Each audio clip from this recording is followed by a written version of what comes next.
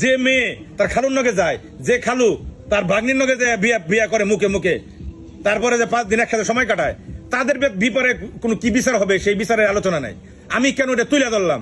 অপরাধ হলো আমার এটা। কত বড় নেককারজনক ঘটনা! একটা মেয়ে তার আপন খালুর সাথে গেছে গা, সে 15 বছর না 20 বছর সেটা আমি বুঝবো না। সে ইয়ার আগেও 3 বার পালাইছে। কারণ আমি যে আসান আমার শরীরে 1 ফোঁটা রক্ত থাকা পর্যন্ত আমি সত্য দামাচাপা দিব না। আমি যখন এই মেয়েটার ভিডিও করি, মেয়েটা তখন শিশু ছিল, শিশু। তার আমি বুঝিয়ে টুঝিয়ে মাস্ক খুলিয়ে তার আমি শিশুটার বক্তব্য নিছি।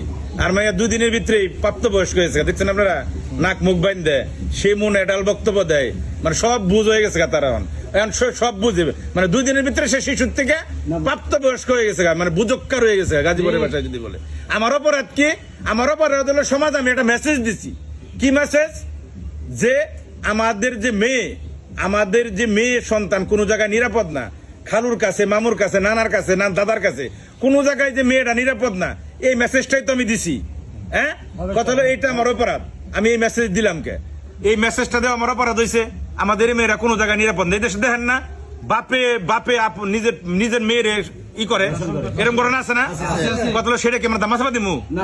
হ্যাঁ, কিছু কুলাঙ্গারা দামাচাপা দিয়ে হলে শান্তি পায়। কারণ আমি যে আসান আমার শরীরে 1 ফোঁটা রক্ত থাকা পর্যন্ত আমি সত্য দামাচাপা দিব না। আমি কোনো কলঙ্ক, আমি কোনো মিথ্যারে সত্য বানাবো না, আমি বানাবো না। কারণ কি? কারণ হইলো এটা মেসেজ, এটা আপনাদের জানা থাকা উচিত। যে দর্শন করলো, কত বড় নেককারজনক ঘটনা! একটা মেয়ে তার আপন খালুর সাথে গেছে গা, সে 15 বছর না 20 বছর সেটা আমি বুঝবো না। সে ইয়ার আগেও 3 বার পালাইছে, জানেন আপনারা। কত 15 বছর বয়স, ইসলামিক দৃষ্টিকোণ থেকে তার যথেষ্ট বয়স হয়েছে। হয়তো বাংলাদেশের আইনে এটা এখনো পর্যন্ত সে ম্যাচ সুইট নেই, ধরলাম আমি। সে 3 বার আগে পলাইছে, খালুর নগে পলাইছে। এই যে খালুর নগে পলিয়ে সমাজে একটা নেগেটিভ মেসেজ দিল, এই মেসেজের বিপক্ষে আমি কাজ করছি। কত যারা সমাজ নষ্ট করতেছে, এই দেশের পরিবেশ ধ্বংস করতেছে, যে মেয়ে তার খালুর নগে যায়, যে খালু তার ভাগ্নির নগে যায় বিয়া করে মুখে মুখে, তারপরে যে 5 দিন একসাথে সময় কাটায়, তাদের বিপরে কোনো কি বিচার হবে সেই বিচারের আলোচনা নাই। আমি কেন এটা তুলে ধরলাম? অপরাধ হলো আমার এইটা। আমি কেন মেয়ের খুঁজে দিলাম? আমার অপরাধ হলো এইটা।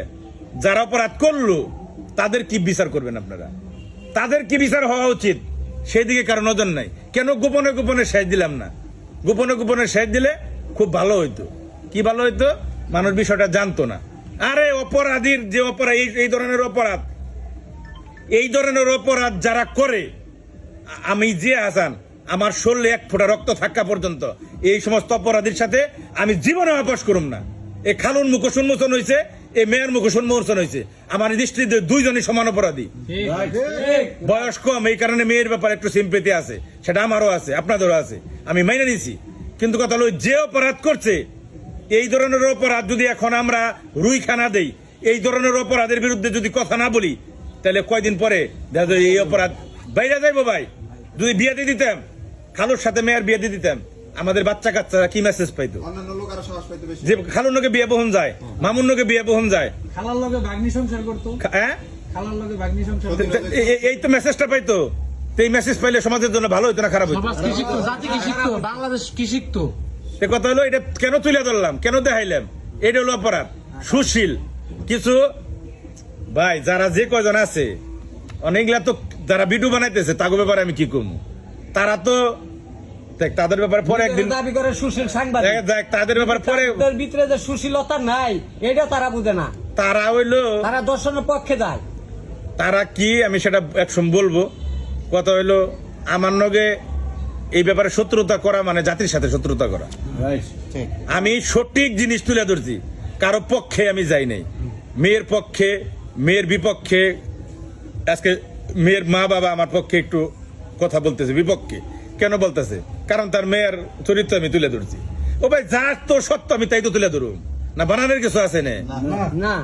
যা করছে তার মেয়ে আমি তো এটাই তুলে ধরছি। তার এলাকায় এক সুশীল আছে, দেখলাম বক্তব্য দিছে, তার এলাকার মান সম্মান নষ্ট হয়েছে। এতদিন সে কই আছিল? ইয়ার একজন মেয়ে 3 বার পালাইছে, এই সুশীল দেখে নাই তার গ্রামের একটা মেয়ে নষ্ট হয়ে গেছে গা? দেখে নাই, তার চোখে পড়ে নাই? মাদ্রাসায় থেকে তারা বের করে দিছে। তারা মাদ্রাসায় থেকে বের করে দেওয়া না, তার মতো আরো যারা আছে এটিরও দেখা দেখা বাইসা বাইসা বের করে দেওয়ার দরকার। কারণ কারণ এই সমস্ত ছাত্র ছাত্রীদের কারণে বর্তমানে মাদ্রাসার দুর্নাম হয়, জানেন আপনারা? কারণ একটা হলো 500 মাদ্রাসায় 500 বলাবান পড়ে, সেখানে একটা কাম করলে একটা নিয়ে পরে মাদ্রাসার বদনাম হয়। কথা হলো এই ধরনের কোনো কিছু আমি মেনে নেব না। আমার বিচার আপনাদের কাছে আমি দিলাম, আমার বিচার আমি আপনাদের কাছে দিলাম। আমি ভালো কাজ করি না খারাপ কাজ করি, আপনারা বিচার করবেন। আমি বউ নিয়ে ভিডিও বানাই না, আমি বছর বছর 3টা বিয়ে করি না, যে বউ দিয়ে ভিউ ব্যবসা করি। আমি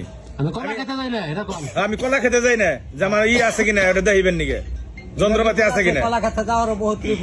কথা হলো যেদিনকে উন্মোচন করে দিব, এগুলা তো চাইলে কি কিছু আছে, এগুলা চায় মানুষ একটা গেঞ্জাম বাজিবে। আমার নাকি গেঞ্জামটা বাজি হারলে আর একটু ভিউ পারবো। আমার না কথা কইলে ভিউ হয় বর্তমানে, আমার না কথা কইলে ভিউ হয়। আমার না কথা কইলে কোনো ভিউ আছে 500, 1000, 2000। ও আমার ক্যামেরাম্যান, যে আমার যে ক্যামেরাম্যান আছে, ওর সমান ফলোয়ারও তো ওর নাই। ওর সমান যে ও যে ভিউ আছে, ওর যে ডলার ইনকাম করছে 1 মাসে যে যা করছে, ও তো আমি চ্যালেঞ্জ দিলাম ওরে এই মাসে যে আগামী গত মাসে এই ধরলাম, আমি এই মাসে ধরলাম বা গত মাসে ধরলাম, যে পরিমাণ ইনকাম আছে ও 1 বছরের ভিতরে এই ইনকাম করা হারে নাই। যদি করা হারে না দেখাক আমারে, মিডিয়া জগৎ ছেড়ে দিব, তাহলে হিংটার নাকি আমার তুলনা দিয়ে লাভ আছে? ও কামি তো চুলকানি করা।